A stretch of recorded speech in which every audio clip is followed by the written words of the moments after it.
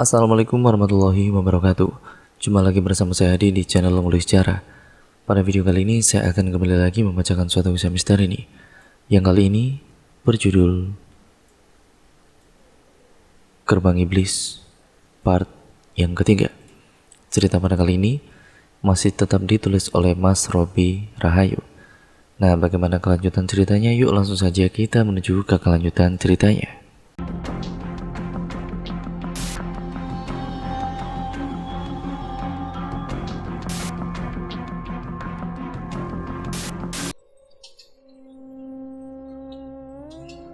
Setelah berteriak histeris, Saki kemudian beristighfar. Aku tahu apa yang ia rasakan. Tidak mudah baginya untuk cepat melupakan rasa trauma tersebut dalam sekejap.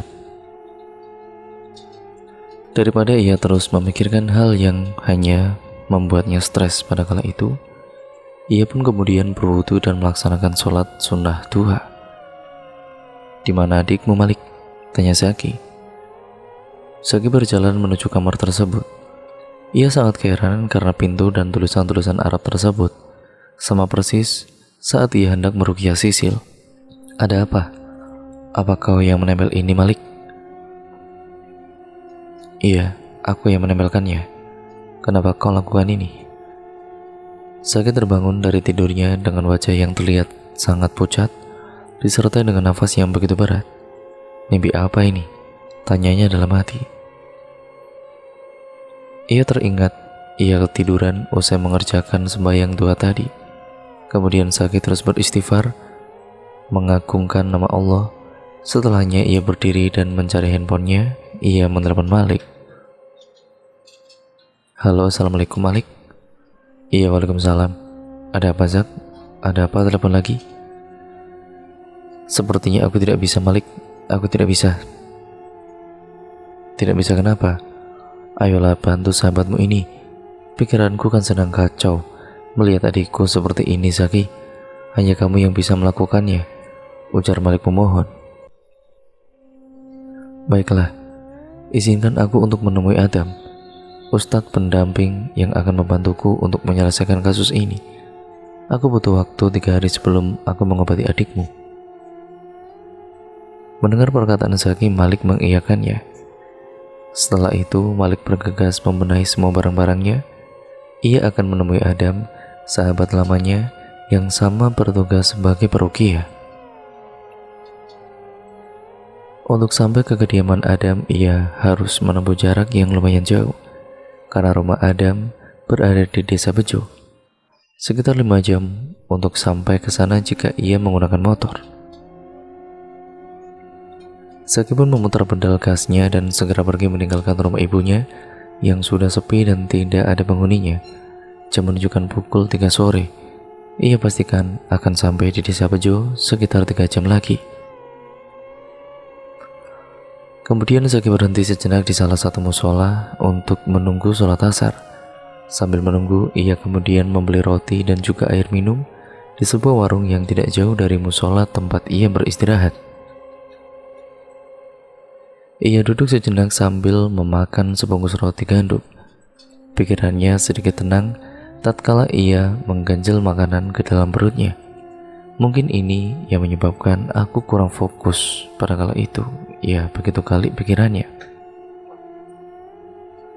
Setelah menyantap roti dan meneguk air, kemudian ia kembali ke musola dan mengambil air wudhu untuk melaksanakan sholat sunnah sebelum asar. Sambil menunggu sholat asar, ia pun sedikit menyandarkan tubuhnya dan berzikir kepada Allah. "Kamu Ustadz Zaki?" tanya seorang lelaki yang ternyata adalah pengurus musola tersebut. Zaki pun mengangguk keheranan. Kenapa dia bisa tahu namaku?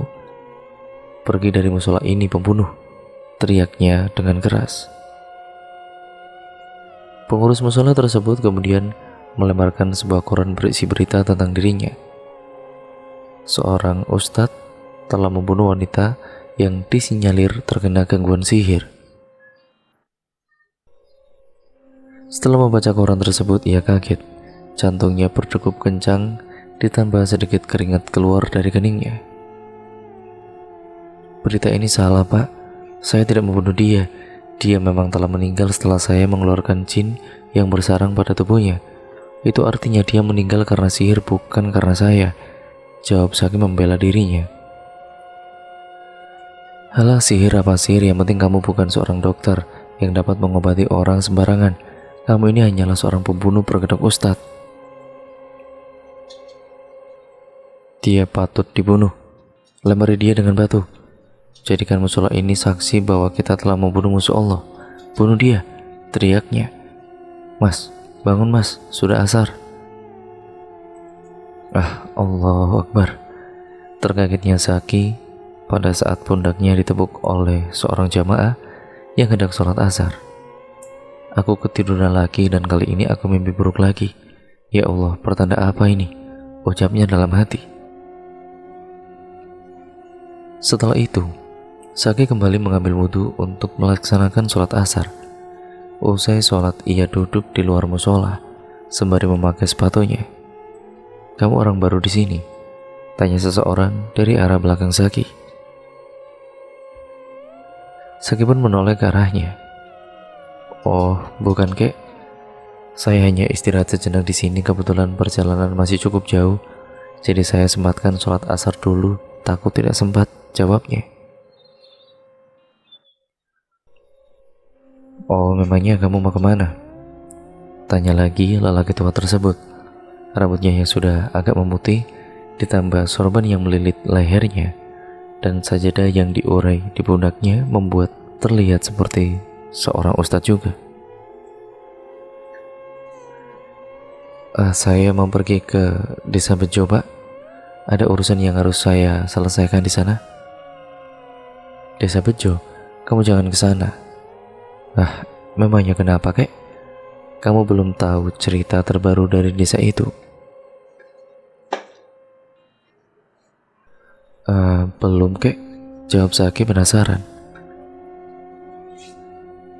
Desa itu sekarang menjadi desa penyembah setan akibat perbuatan seorang ulama besar yang dulunya sangatlah agamis, namun setelah ia berkuasa, ia mengubah segalanya. Ulama yang kamu maksud itu apakah Adam? Aku tidak tahu namanya, tapi dia masih terlihat muda. Aku sarankan agar kamu mengurungkan niatmu untuk pergi ke sana, tabahnya. Mendengar perkataan tersebut membuat Saki semakin penasaran, namun tekadnya untuk pergi ke sana harus ia selesaikan. Aku akan tetap ke sana, jawab Saki. Kakek-kakek tersebut kemudian berjalan dan pergi meninggalkan Saki. Sebelum ia pergi, ia berpesan, aku sudah peringatkan kamu. Saki pun menengok jam di tangannya pukul 4 sore. Dan aku harus segera berangkat agar tidak kemalaman, ucapnya dalam hati. Ia mengendarai motornya lagi dan melewati perjalanan yang cukup sangat terjal. Namanya juga desa, jalanannya tidak terlalu bagus, apalagi di sekelilingnya masih dibatasi dengan semak belukar. Jam pun telah menunjukkan pukul 6 sore lebih 5 menit. 15 menit lagi ia akan sampai di desa Bejo.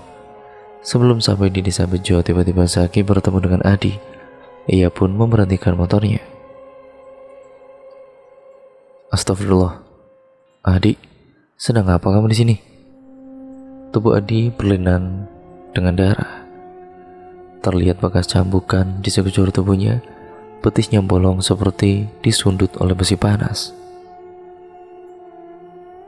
Ia merangkak dan tidak berbicara sama sekali. Bibirnya pucat, wajahnya babak belur, seperti habis dipukuli oleh puluhan orang. Ia hanya mengerang kesakitan. Biar ku bantu, ucap Saki, langsung membopong tubuh Adi dan menaikkannya ke motor. Zak, aku mohon kamu jangan ke desa Bejo. Di sana banyak orang zolim. Ini yang mereka berbuat padaku, ujar Adi sambil terbata-bata dalam berbicara. Saki pun berpikir sejenak. Ia bingung ingin memilih lanjut atau langsung pergi ke rumah Malik membawa kakaknya ini. Aku sepertinya sekarat, teriak Adi. Kepanikan semakin dirasakan olehnya. Ia pun memutuskan untuk pergi ke rumah Malik mengantarkan adiknya ini. Ia berpikir lebih baik, ya, dia ini segera membawa Adi ke rumah sakit yang berada di sana daripada dia harus mementingkan egonya. Aku akan ke rumah Malik. Itu tandanya aku akan langsung merugi adiknya. Apakah aku bisa melakukannya sendiri? Itulah yang saya rasakan saat ini. Bimbang, takut, dan rasa trauma itu menjadi satu dalam tubuhnya. Pegangan yang keras. Aku akan membawa pulang, ujar Saki sambil memutar arah motornya dan kembali untuk mendatangi rumah Malik. Kala itu hari semakin malam dan juga gelap. Saki terus melaju dengan kecepatan yang sangat tinggi. Ia merasa bahwa Adi harus segera mendapatkan pertolongan. Jam 9 Dusun Pamana. Saki telah melewati pelang bertuliskan Dusun Pamana, yang artinya sebentar lagi ia akan sampai ke rumah Malik. Namun saat Zaki sedang melihat kaca spion motornya, ia tiba-tiba melihat mulut Adi menganga mengeluarkan darah dari mulutnya, disertai lidahnya yang menjulur panjang seperti ular yang akan memangsa korbannya. Lidahnya tersebut menjulur sampai melilit leher Zaki. Astagfirullahaladzim, ucap Zaki yang dengan cepat menekan pedal rem motornya dan berusaha melepaskan lilitan lidahnya yang semakin mencengkeram leher Zaki. Adi, apa yang kau lakukan? Teriak Zaki dengan suara yang serak karena lilitan tersebut semakin bertambah kencang tatkala dia berusaha melepaskannya. Mata Adi malah semakin melotot dan tiba-tiba ia memuntahkan lintah dan juga kelabang dari dalam mulutnya, dan semua itu mengenai badan Zaki. Wajah Zaki semakin panik, matanya melotot tatkala binatang-binatang tersebut merayap. Darah yang kental disertai bau busuk keluar terus-menerus dari mulutnya. Zaki terus memegang lidah Adi dan berusaha sekuat tenaga untuk melepasnya. Ya Allah, yang maha mendengar doa-doa hambanya, aku memohon dengan pertolonganmu. Aku memohon dengan kekuatanmu, bantulah aku, jauhkanlah sihir yang sedang berusaha melukaiku. Aku meminta kepadamu ya Allah. Tiada daya dan upaya melainkan pertolonganmu. Allahu Akbar, ucap Zaki sambil menarik lidah Adi, dan semua atas izin Allah lidah Adi pun putus dan dengan cepat Zaki berlari menjauhi Adi. Astagfirullah, Zaki terus berpikir dan berzikir. Nafasnya terdengar berat. Ia sangat kelelahan akibat kejadian tersebut. Entah Zaki berlari sudah sampai sejauh mana, sampai akhirnya ia melihat rumah. Ia menghampiri rumah tersebut. Ini kan rumah milik kakeknya Malik. Iya, aku tahu persis. Aku dulu pernah kesini untuk menemuinya. Ini Dusun Pamana, iya. Zaki pun langsung bergegas menelepon Malik agar ia dapat membantunya. Namun tidak ada jawaban darinya. Ia terus melihat ke arah semak belukar di depannya. Walaupun ia sudah berada di teras rumah, rasa kekhawatiran tersebut terus menghantuinya. Apakah Adi mengikutiku? Saat Zaki terus-menerus melihat ke arah depan, tiba-tiba, prak, seseorang memukulnya dari arah belakang dan Zaki pun pingsan tidak sadarkan diri. Kemudian Zaki membuka matanya. Saat itu kepalanya masih terasa pusing dan ngilu. Penglihatannya pun masih kabur dan tidak jelas. Ia memegang bagian kepala belakangnya. Pukulannya yang sangat keras membuat tubuhnya terasa berat. Di mana ini? Ujar Zaki dalam hatinya, sambil memperhatikan setiap sudut ruangan tersebut dengan penglihatannya yang masih kabur. Setelah itu ia baru menyadari tubuhnya diikat di sebuah kursi. Badannya berusaha melepas ikatan tersebut, namun apa daya ikatan yang terlalu kencang menyulitkannya untuk bergerak. Wah, gumamnya Zaki sambil berusaha memegang tali yang mengikatnya. Karena terlalu sulit, akhirnya ia berhenti. Ia mengambil nafas dalam-dalam berusaha menenangkan pikirannya saat ia terdiam di kursi. Brak! Tiba-tiba mayat Maya, istrinya, yang masih terbungkus kain kafan yang sudah kusam akibat tanah merah, dan juga sebagian wajahnya yang sudah dimakan rayap, serta binatang lainnya ada di hadapannya. Saki pun sangat syok saat melihat mayat istrinya itu. "Siapa yang melempar mayat istriku?" teriak Saki begitu keras. Ruangan tersebut begitu pudar, hanya ada lampu kuning redup di atas kepalanya yang menyinari dirinya, sementara itu di sekelilingnya sangatlah benar-benar gelap. Tiba-tiba keluarlah seorang kakek-kakek tua dari sudut ruangan yang gelap gulita itu. "Saki Abdul Ihsan, benar kan?" tanya kakek tua tersebut kepadanya. Saat itu Saki belum melihat wajahnya, ia baru melihat sebagian janggutnya yang panjang dan sudah memutih. "Siapa kau? Dan apa mau kamu?" tanya Saki kepadanya. "Kenapa wajah kamu terlihat begitu takut, wahai Ustadz?" jawab kakek itu sambil berjalan ke arahnya dan menampakkan siapakah dirinya. "Astagfirullah," ucap Saki saat melihat siapa orang tersebut. "Kau kan?" Kakek tua tersebut masih membawa ayam kampung yang telah terpotong kepalanya. Darah segar terus menetes ke lantai tatkala kepala ayam tersebut bergerak. "Kau yang aku pernah temui waktu itu kan? Ada urusan apa kau denganku?" tanya Saki kepadanya. Wajahnya semakin pucat, terlihat keringat terus mengucur deras dari arah dahinya. "Aku tidak ada urusan denganmu, tapi," jawab kakek tua tersebut sambil tersenyum dan mengelus-ngelus kepala ayam yang sedang ia bawa. "Aku yang punya urusan denganmu," teriak seseorang dari balik sudut ruangan yang gelap. "Siapa kau?" tanya Saki dengan teriakan yang begitu keras.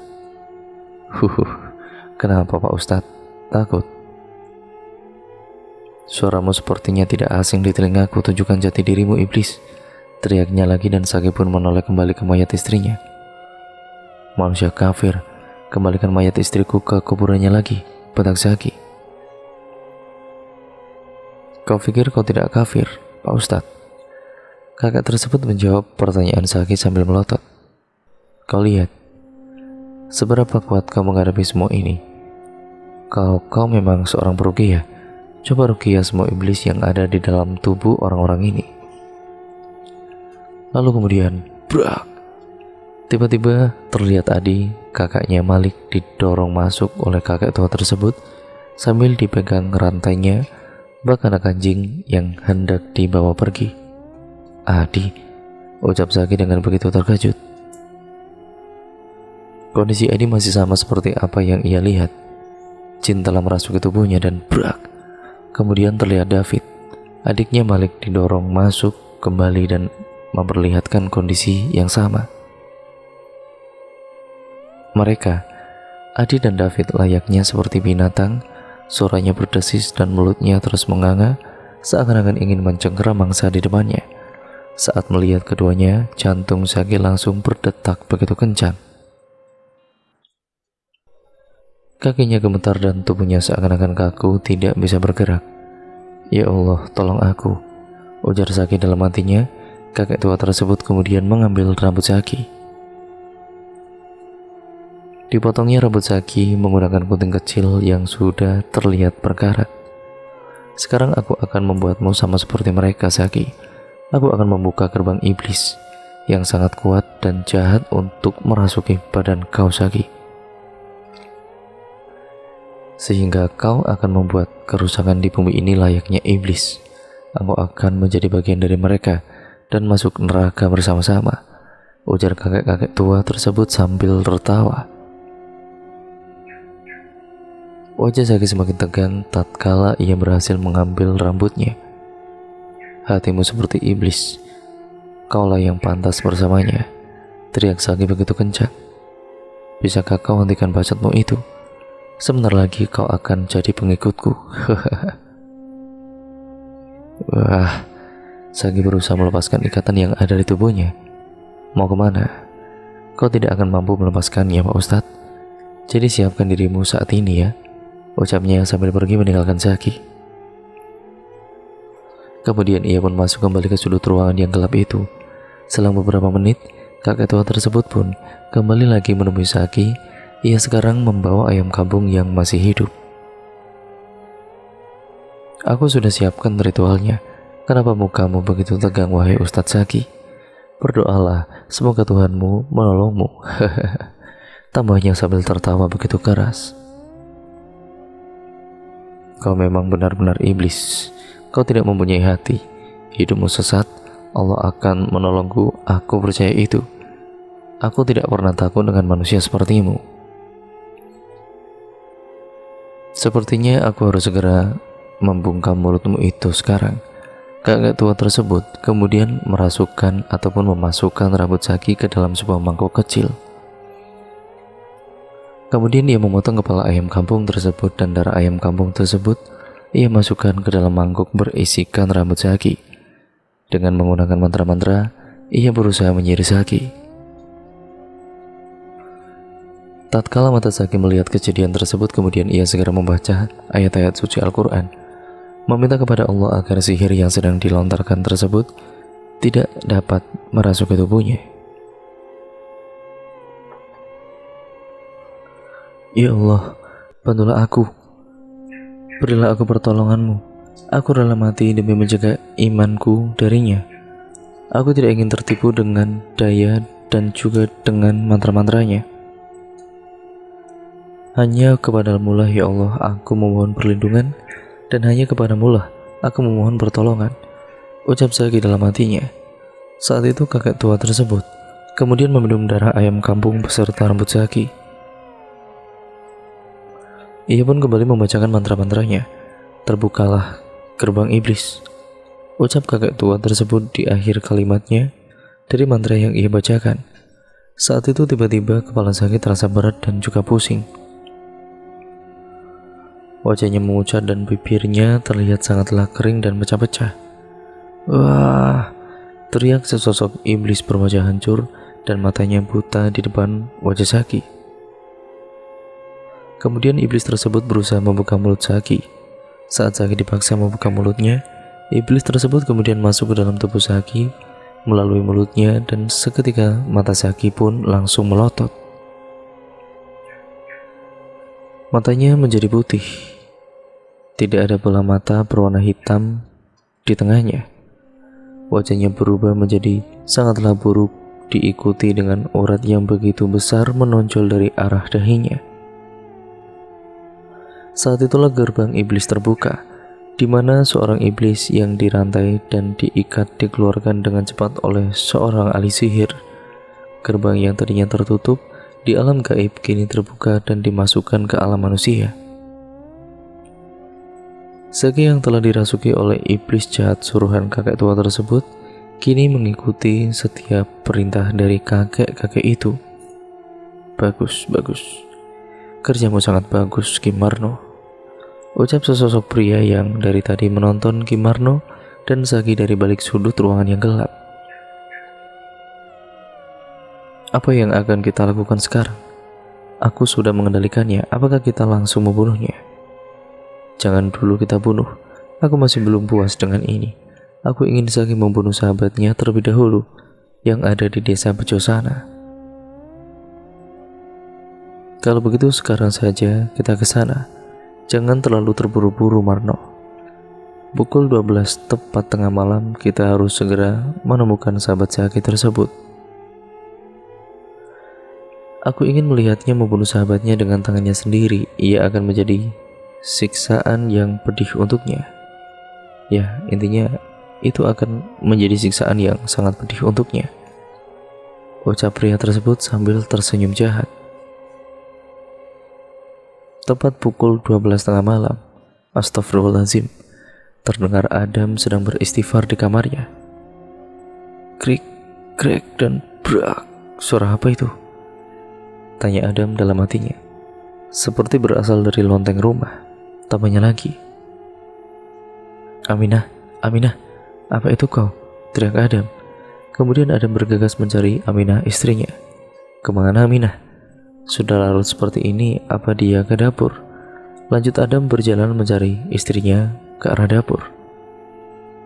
Srek, srek. Terdengar suara seseorang sedang mengobrak-ngabrik makanan.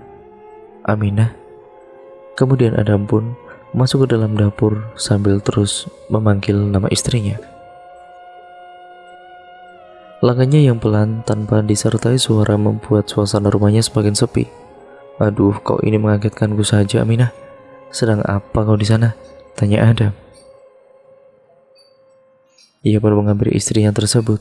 Namun saat ia hendak memegang pundak Aminah, tiba-tiba leher Aminah memutar sebanyak 90 derajat, layaknya burung hantu, dan mulutnya dipenuhi darah akibat daging mentah yang sedang ia makan.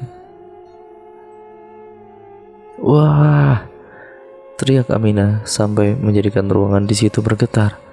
Semua panci dan juga alat-alat dapur lainnya berjatuhan. Seketika Adam pun terpental ke belakang dan menabrak tembok sebelum akhirnya jatuh ke lantai. "Ya Allah, makhluk apa itu?" ujar Adam dalam hati. Dan cerita pun akhirnya bersambung lagi ke part yang selanjutnya, yaitu part yang keempat ya teman-teman. Nantikan terus kelanjutan ceritanya karena ceritanya benar-benar sangat seru untuk kalian nantikan. Jangan lupa like, comment, dan share, serta subscribe channel ini. Dan jangan lupa pula untuk klik tombol lonceng notifikasinya agar kalian tidak ketinggalan video terbaru selanjutnya dari channel ini. Wassalamualaikum warahmatullahi wabarakatuh.